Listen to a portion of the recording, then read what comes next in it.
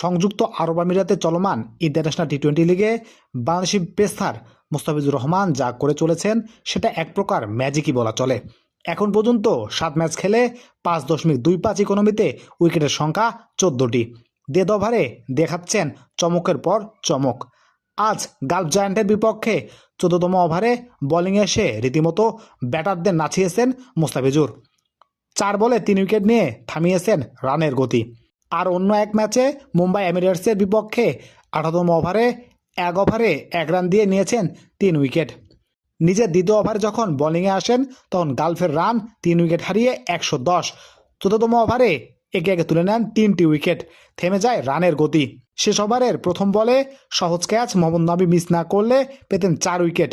এ ওভারে Gulf giant থামে 156 রানে, কিন্তু ঘটে মজার এক কাহিনী।